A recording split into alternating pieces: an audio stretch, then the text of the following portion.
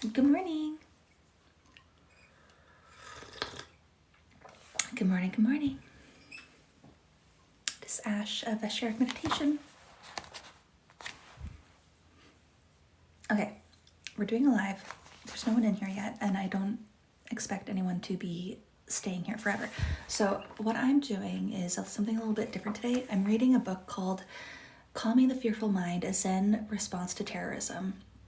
I've read this book many times. That's really good, and I feel like more people need to listen to it or to read it, but not everyone has a lot of time to read, so I'm going to read it for you. My YouTube is Asheric Meditation, ASHERIC Meditation on YouTube. I've read a different book, No Mud, No Lotus, The Art of Transforming Suffering by Thich, Nhat, Hanh, the same author. But these are really important subjects, so I'm reading them for you if you want to find me over there. Today, I was recording them and then uploading them to YouTube, but I'm going to do a live today and then upload that video to YouTube, because why not? And then that way I get to have a little bit of engagement, which is nice.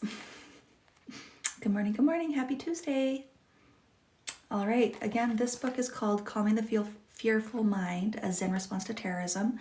Thank you for the likes, guys. By Thich Nhat Hanh. There's going to be 7 parts to this book that I read, so I probably won't get through all of it today in this live. I'm just going to go I'll probably get through the first section and then do more tomorrow. Thank you for the likes, guys. All right. Chapter 1, Uprooting Terrorism. Important subjects. Uprooting terrorism. On New Year's Day in 2004, I arrived at the Los Angeles airport accompanied by 124 of my monastic students. I was asked to step into a small room to be searched.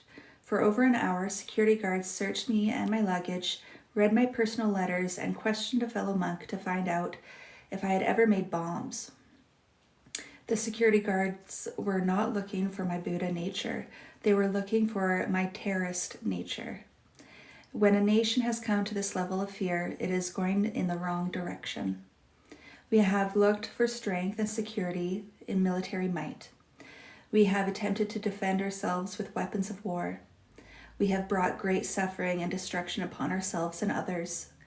Our way of dealing with terrorism is taking us down a dangerous path of distrust and fear. Sorry, that was written as like one big long word. It's so funny. That happens at least in one of his books, at least once in all of his books almost. It is time to stop. Let us pause. It is time to seek true strength and true security. We cannot escape our interdependence with other people, with other nations in the world. Let us take this moment to look deeply and find a path of liberation. It is possible to look at each other again with the eyes of trust, camaraderie, and love. Understanding the roots of terrorism. We say we want to strike against terror, we want to destroy terrorism, but do we even know where to find it? Can we locate it with a radar? Can the army find terrorism using its night goggles and heat sensors? Misunderstanding, fear, anger, and hatred are the roots of terrorism. They cannot be located by the military. Bombs and missiles cannot reach them, let alone destroy them, for terrorism lies in the hearts of human beings. To uproot terror, we need to begin by looking at our hearts. We don't need to destroy each other, either physically or psychologically. Only by calming our minds and looking deeply inside ourselves will we develop the insight to identify the roots of terrorism. With compassion and community. Hello, Rich. Thank you so much for stopping by. Thank you for the likes. We're reading Calming a Fearful Mind, a Zen Response to Terrorism. And then we're going to upload it on YouTube. So if you miss today's reading, you can catch it there later. I'm doing really good. Thank you. How are you doing, Rich? With compassion and communication, terrorism can be uprooted and transformed into love. If we look deeply, we can identify the real roots of terrorism. This isn't superficial action.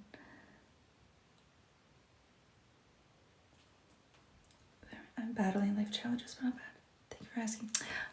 Yes, life's challenges, right? Well, I hope today, even if just for today, you can have a little pause and enjoy being a human being, not a human doing. Take some rest. All right. If we look deeply, we can identify the real roots of terrorism. This isn't a superficial action. The roots of terrorism may be goodwill or religious faith. Some people commit acts of terrorism in the name of their values and beliefs. They may hold the idea that others are evil because they don't share these values. Hello to Alberta. I'm over here in BC. They feel justified in destroying their enemies in the name of God. People who engage in this violence may die with the conviction that they are dying for a righteous cause. And isn't our country acting out of the same conviction when we kill those who we define as threats? Each side believes that it alone embodies goodness, with the other side embodies evil. Fear is another root of violence and terrorism. We terrorize others so that they will have no chance to terrorize us. We want to kill before we are killed. Instead of bringing us peace and safety, this escalates violence. If we kill someone we call a terrorist, his son may become a terrorist. Throughout history, the more we kill, the more terrorists we create. What would it take for us to be able to reach out to those who have terrorized us and say, "You must have suffered deeply. You have a lot of hatred and anger towards us and to have done such a thing to us. You have tried to destroy us and you've caused us so much suffering. What kind of misunderstanding has led you to take such action?" So extrapolate what you hear here into your personal life so we can take this down from such a broad subject and we can place it onto our interpersonal relationships. Make it really easy to understand person to person. I lived in Vietnam during the war and I saw a lot of injustices. Many thousands of people were killed, including many of my friends and students. It made me very angry. One time I learned that the city of Binh Tre, a city of 30,000 people, was bombarded by American aircraft because some guerrillas had come to the city and tried to shoot down American planes. The guerrillas didn't know, and this is guerrilla warfare, by the way. The guerrillas did not succeed, and afterward they left. In retaliation, the U.S. destroyed an entire city. The military officers responsible for this attack later declared that he had to destroy the city of Binh Tre in order to save it.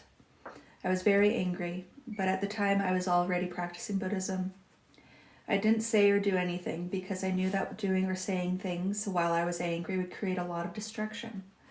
I paid attention to just breathing in and out. I sat down by myself, closed my eyes, and I recognized my anger, embraced it, and looked deeply into the nature of my suffering.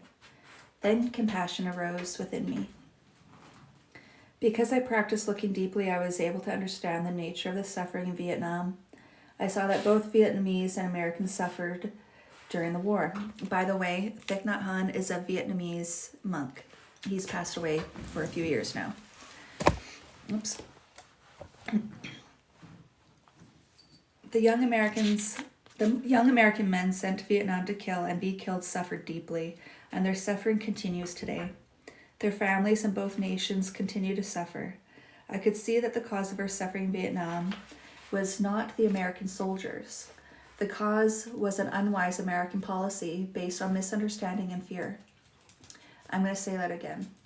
The cause was an unwise American policy based on misunderstanding and fear. Hatred and anger left my heart.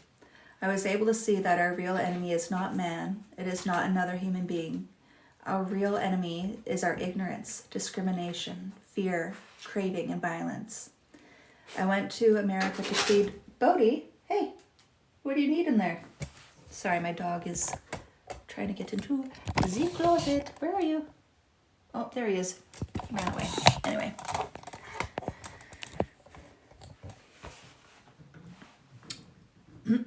Our real enemy is our ignorance, discrimination, fear, craving, and violence. I went to America to plead with the country to look deeply so that the government would revise its policies concerning Vietnam. I went out of love. I met with Secretary of Defense Robert McNamara, and I told him the truth about our suffering. He kept me with him for a long time, listening deeply to me, and I was very grateful for his quality of listening. 3 months later, when the war intensified, he resigned from his post. So a lot of this is sounding like it's modern day, but this is back in whenever the Vietnam War was.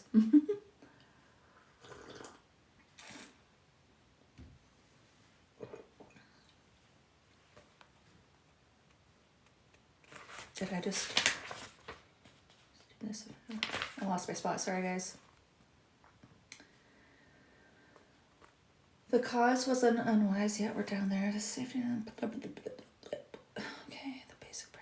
the basic practice of meditation centers is generating mindfulness every moment of our lives. That's not where I stopped. Sorry, guys. There we are. All right. He kept me with him for a long time, listening deeply to me, and I was very grateful for his quality of listening. 3 months later, when the war intensified, he resigned from his post. In the Buddhist tradition, we practice mindful breathing and mindful walking so that we can recognize, embrace, and transform our anger.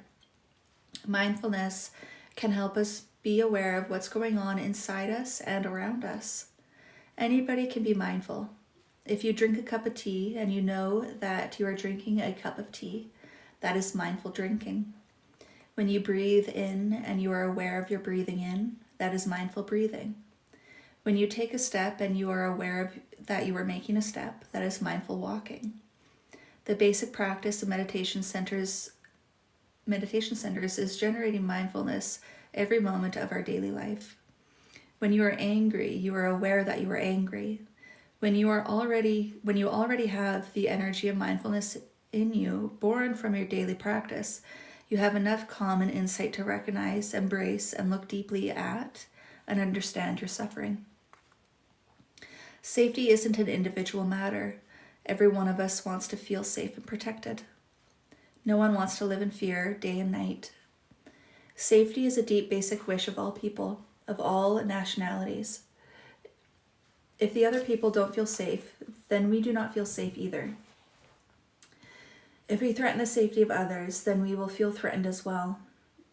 It is the same with happiness. If your father is not happy and suffers deeply, there is no way you can really be happy. If your son suffers deeply, there is no way you can truly be happy. Thinking of the happiness of your son is thinking about your own happiness. The same is true with safety. When we consider how the others can feel safe, we can feel safer ourselves. America's suffering. So just be mindful that we can extrapolate everything he's saying here into our own lives and into our own nationalities. So America's suffering. To succeed in uprooting terrorism, we need to first practice listening deeply to our own citizens. So many of us feel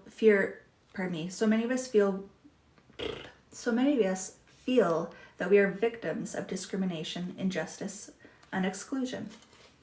Poor people, the homeless, minorities, immigrants, those who are lesbian, gay, bisexual, or transgender, Jews, Muslims, the elderly, people with HIV, AIDS, and many others often feel excluded. America has not yet been able to listen to the suffering of her own people. There is too much suffering already in this country. We busy ourselves doing as many things as possible, taking refuge and doing more and more, faster and faster. The more we do, the greater the suffering becomes. People suffer to such an extent that they can't bear to experience more suffering. We aren't sleeping well at night, and we're not enjoying ourselves during the day. We can't focus on the suffering in other countries when we suffer so much ourselves. Touching more suffering only overwhelms and paralyzes us. We all have to suffer less in order to restore some kind of balance within ourselves. Only then we can engage in meaningful and effective efforts to build peace in the world. If we stop our constant activity and consumption, we can recognize that there is a suffering inside of us, born from ignorance, anger, and fear. We can practice breathing, walking, and slowing down in order to get relief. We can come home to ourselves as a country, recognizing and embracing our suffering. Practicing mindfulness, we see that our fear and anger are born inside of our own country, not imported from outside. As a country, we can generate collective mindfulness to embrace our fear and anger. Together with enough sensitivity, awakening, and insight, we can embrace our suffering. When we feel better, we get some insight and we know what to do and what not to do in situations of conflict. In a retreat for Hollywood entertainers in 2004, I shared that if directors, producers,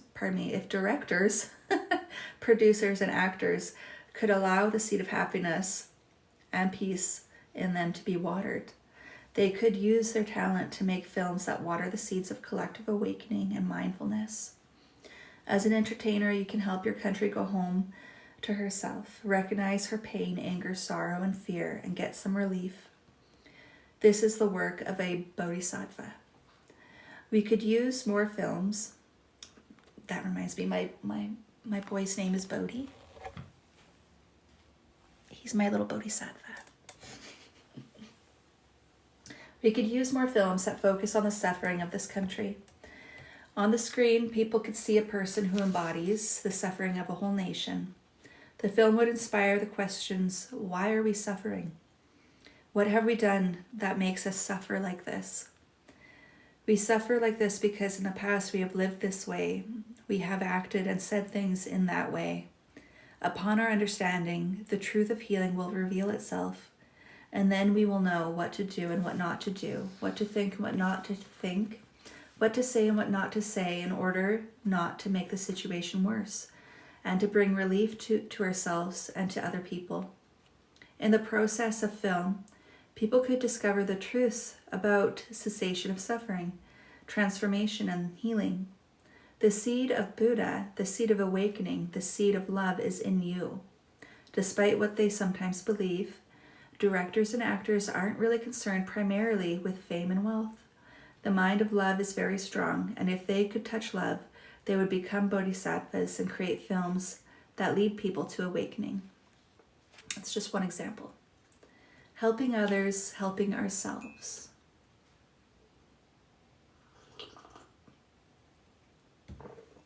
When a doctor sees a sick person, she tries to identify and remove the sickness in the patient.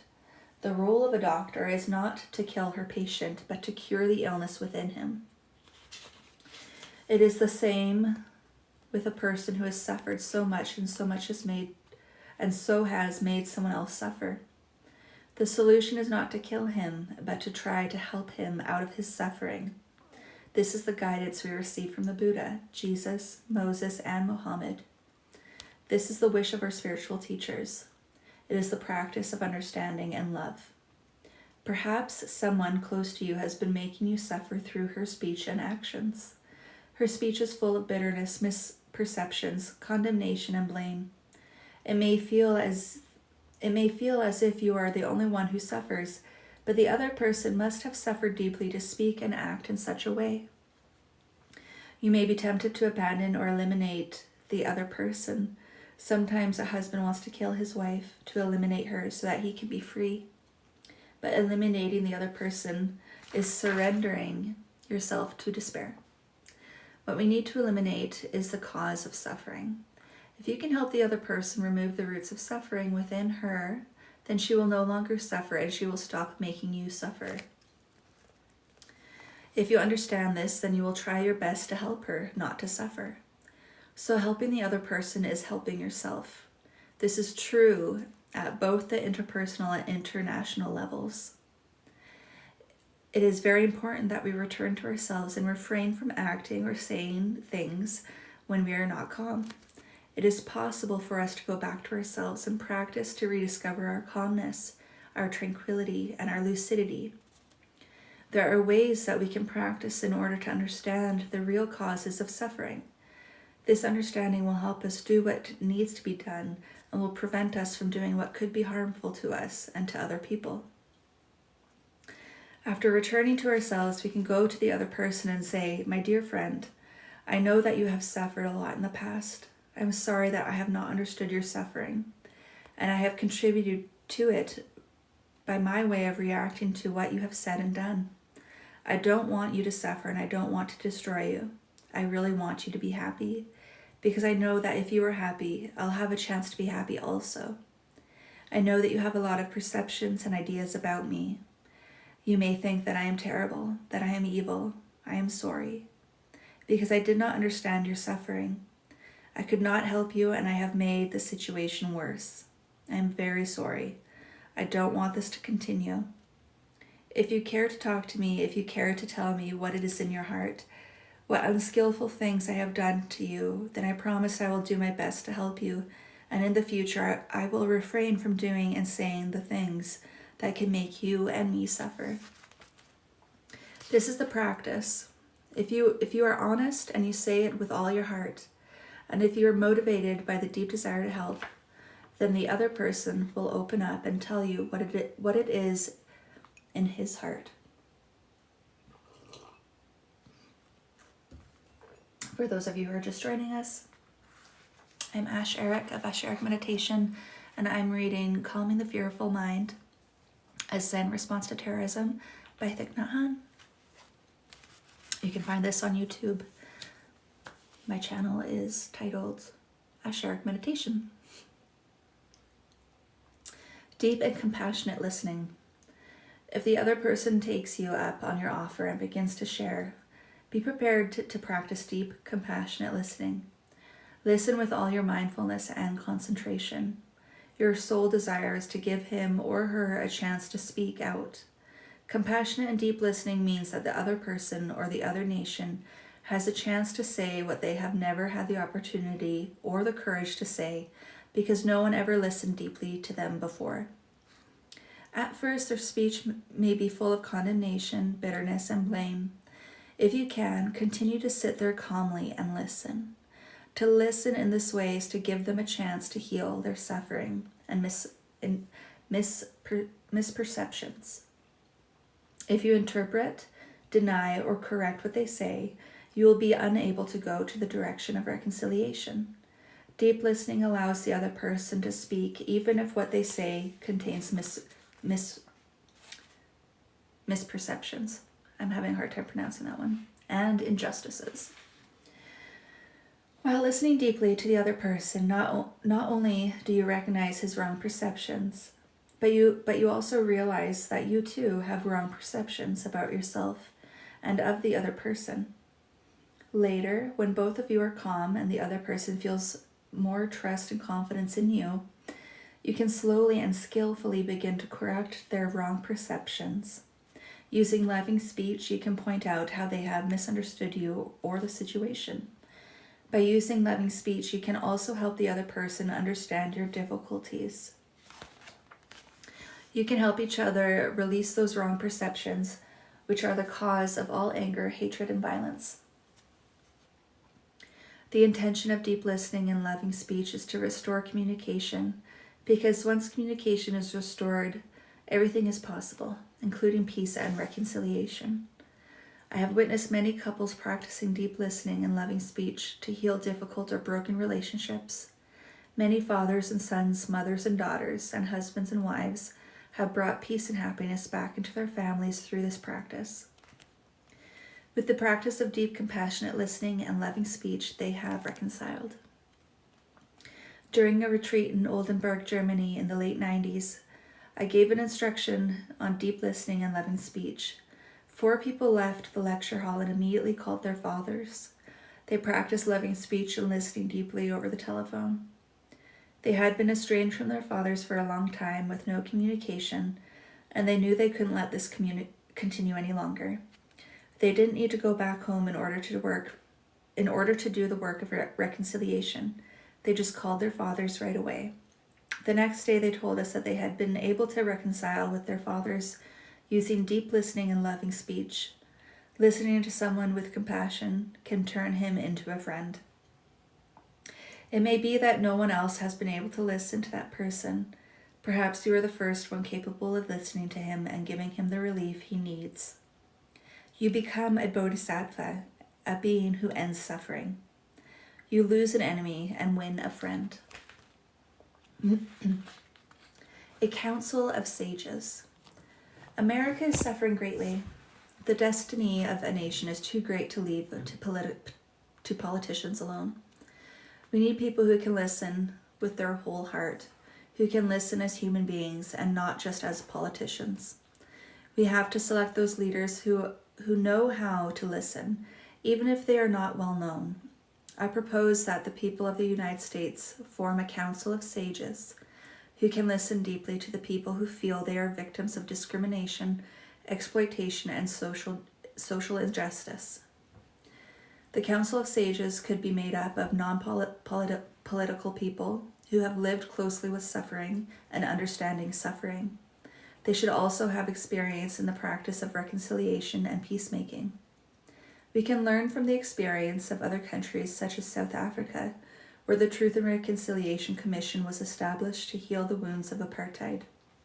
The commission was headed by Bishop Desmond Tutu and received the support of both blacks and whites as a legitimate forum for understanding and reconciliation to occur. Televised sessions were organized where members of the different racial groups were able to listen and be heard by each other, with the tangible result that blacks and whites could begin to find a way to coexist peacefully and respectfully in South Africa. This is a concrete example of the powerful effect that direct and compassionate communication can have on national and international levels. The first noble truth in Buddhism is the recognition of suffering, the recognition of ill-being. The Buddha recommended that the first step in curing suffering be to understand the situation at its roots. The task of the Council of Sages would be invited to those who suffer in the country to come and speak out. The environment they create should be one of responsibility, safety, and of listening deeply, because many people have great pain in their heart but don't dare to speak out. The practice will be a success if those who suffer are able to describe in detail their fear, anger, hatred, despair, and hope. I know that many public figures see the situation the same way I do, but they confess to me that they don't have enough courage to speak out. They are leaders in the political circle, in the business circle, or in the entertainment industry, and they are afraid of losing their position. When I gave a talk at Riverside Church in New York soon after September 11th, 2001, my taxi driver was able to sit in the audience. Although 1,500 people were turned away because there were not enough places in the church. The taxi driver, though not a political or business leader, shared with some of our monks and nuns that I completely agree with Thich, that's the author. I completely agree with Thach's words, but I do not have the courage to share it with the people around me. It is not that the American people don't have the insight. It is simply that they don't always have the courage to speak out. It is not so easy for people to express what it is in their hearts, to help them feel at ease. You have to practice loving speech and to encourage them with all your skillfulness and care. You have to create a safe environment where they can be assured that they will not be punished or harassed when they speak their truth. The practice of listening deeply to people who suffer inside can take many months, perhaps 6 months to 1 year. A council of sages could give people that space for this courage. I'm going to pause here a moment. I think someone's approaching my door. Un momento. I'm just doing a live.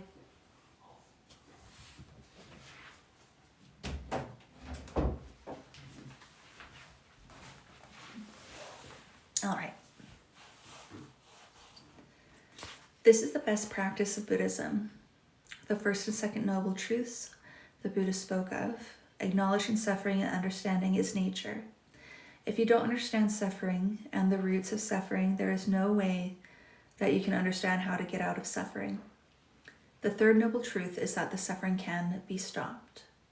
The fourth is that there is a concrete path leading to well-being, the end of suffering. Understanding suffering is the prerequisite to ending it. In order to understand suffering, you have to practice deep, compassionate listening. The Council of Sages will know how to listen with all their hearts and minds, without political motivation, focused only on understanding and relieving suffering. The Council of Sages sessions of deep listening could be televised so that the whole country could participate in this process. All of us have to learn about suffering and the suffering of the people in our own country. This is a spiritual practice. Even though there may be a lot of technology involved with microphones and television cameras, the occasion is very spiritual. You listen with no prejudices, only with compassion. The country may need to listen for many months until people can express everything that is in their hearts. After the Council of Sages, along with the whole country, has listened deeply, we will know what to do, especially what not to do. We will have a clear, concrete way to stop the suffering, to give people a chance to smile and feel understood, to know that they will receive the support they need.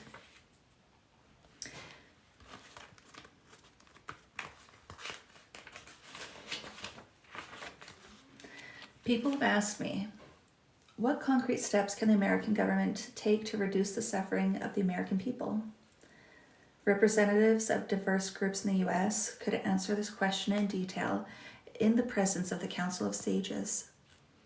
Afterward, the Council of Sages could make proposals to the U.S. government offering insight into the current situation and concrete recommendations based on their collective wisdom. Remember how much time the Senate and the House of Representatives spent discussing the sex scandal of former President Clinton.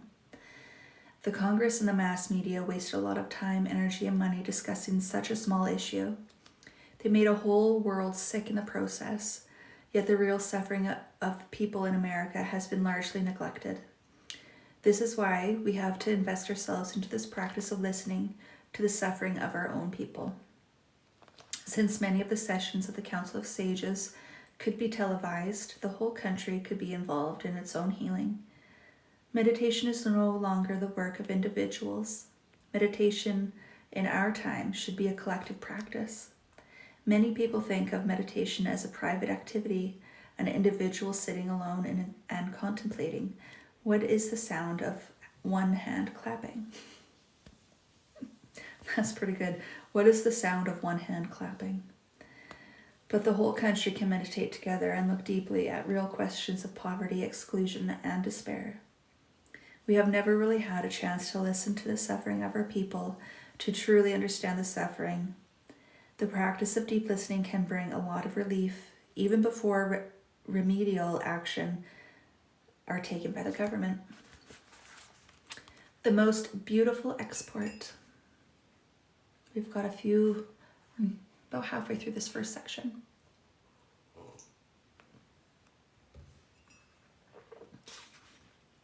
A little more than halfway. The second result will be that people around the world will become aware that America is listening to the suffering of her own people. This could inspire a lot of respect in other countries. This would be the most beautiful product America could export. America has the potential to listen to the suffering of her own people and to remedy discrimination and injustice within. If you cannot listen to your own people, your fellow citizen, how can you listen to and understand the suffering of others? How can you understand the suffering in Afghanistan, Iraq, Israel, or Palestine? Across the globe, people suffer from very much the same things: social injustice, discrimination, fear, and fanaticism. Fundamentalism is very much alive in countries around the world. Many people believe that they alone are on the side of God, and they behave as if they are the only children of God, and the lives of others are not precious. They want God to bless their own country above all, and not to bless others who they feel represent evil. But to think that everything the other group does is evil and everything we do is good prevents us from understanding the values of others and from recognizing their suffering and fear. Instead of making us stronger, our willingness to listen keeps us vulnerable and afraid. Pardon me. Instead of making us stronger, our unwillingness to listen keeps us vulnerable and afraid. God does not take sides. Jesus, Buddha, Allah, all the great beings speak of compassion and inclusiveness. We should not believe that we can be peaceful by eliminating the other side. Sessions of deep listening can help heal the wounds of fanaticism, and this would be a wonderful gift for America to offer the world. After taking the first step of removing discrimination, injustice, and inequality inside the country, America can then turn to those she believes to be the source of terrorism. I don't believe that the CIA, the Pentagon, or the Army can stop terrorism. It will take all of us looking deeply into our human condition to understand and help to stop terrorism. A terrorist is a human being who needs help. Maybe the terrorist is you to some extent because you want to retaliate against those who have hurt you. A doctor wants to destroy the malaria in a sick person, not destroy the patient himself. Terrorists are human beings who are sick with the virus of terrorism. The virus you see is made up of fear, hatred, and violence. You can be a doctor for a person with this illness. Your medicine is the practice of restoring communication. But if a doctor cannot talk to a patient, if the patient refuses to cooperate, then how can the doctor help? If the patient refuses the doctor's help, doesn't trust her, and fears the doctor may be trying to kill him, he will never cooperate. Even if the doctor is motivated by a great desire to help, she cannot do anything if the patient will not collaborate. So the first thing the doctor has to do is find a way to open communication. If you can talk to the patient, then there is hope. If the doctor can begin by acknowledging the patient's suffering, then mutual understanding can develop and collaboration can begin. To resolve our current dilemma with terrorism, we must be like this doctor. After our leaders have inspired confidence in Americans and proved that, as a country, we have the capacity to listen and understand, we can then turn to those who are considered to be terrorists. Our leaders can address them with loving speech. We know that you have suffered and hated us very deeply to have attacked us. You must have thought that we want to destroy you as members of a religion, as a race, or as a people. You must have believed that we embodied evil, that we don't recognize your religion or your spirituality. We are sorry that you have suffered so much. We want to tell you that it is not our intention to destroy you as people, as a race, or as members of a religion. It is not our intention to reject your spiritual values. We want to respect you. Because of a lack of understanding on our part, we have not been skillful at showing our respect, our care for you, and we have been caught in our own situation of suffering. Please tell us what it is in your heart. We want to understand your suffering. We want to know what mistakes we have made for you to hate us so much. We ourselves do not want to live in fear or to suffer, and we do not want you to live in fear or to suffer either. We want you to live in peace, in safety, and in dignity, because we know that none of us will have peace until all of us have peace. Let us create together an occasion for mutual listening and understanding, which can be the foundation for real reconciliation and peace. The effort to understand terrorists must be made with the human heart. You can be a politician, but you can be a humanist at the same time. Politicians need to be very honest when they talk to the people they think are the cause of their suffering. If America is sincere, if America invests all of her heart and mind into the practice, then people will tell her of their suffering, and that suffering will ease. If America can look deeply into herself and renew her great tradition of freedom and tolerance, she will then be in the position to help other countries establish similar forums, to invite other groups and countries to express themselves as well. If America is successful with creating a Council of Sages, an international Council of Sages could be formed to create a forum for listening to the difficulties and the real solutions of groups and nations that are believed to be the base for terrorist activity.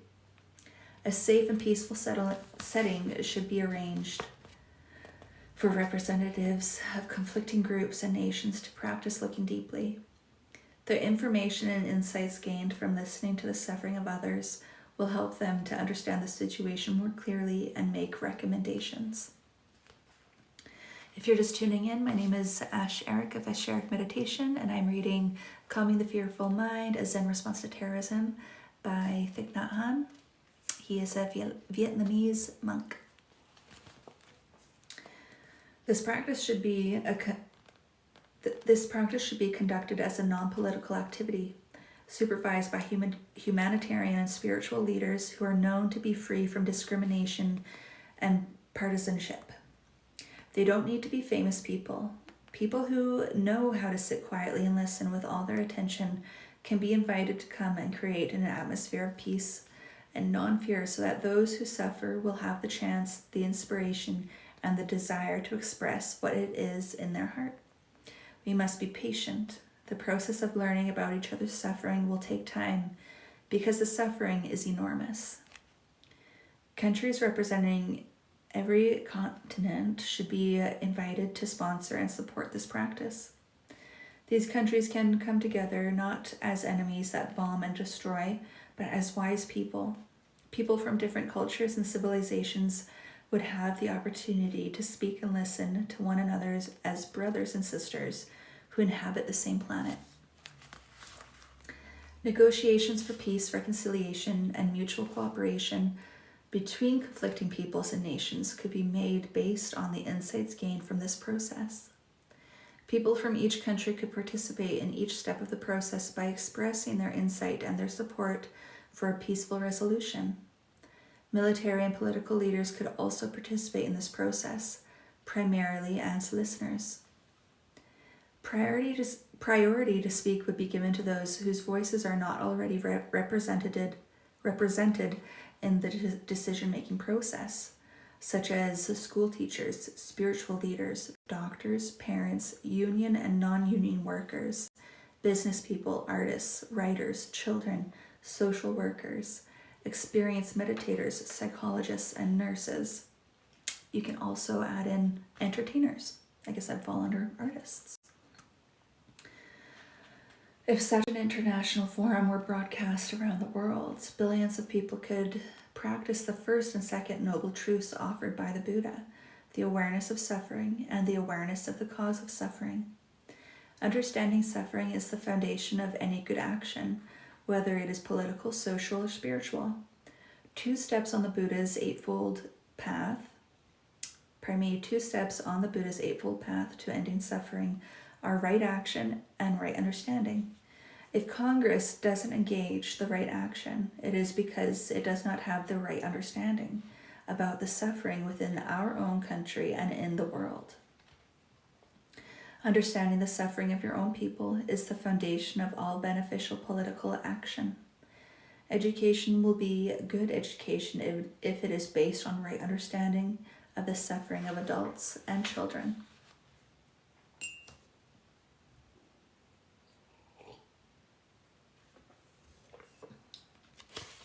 Deep listening and loving speech are wonderful instruments to gain right understanding that can then be a foundation of your action.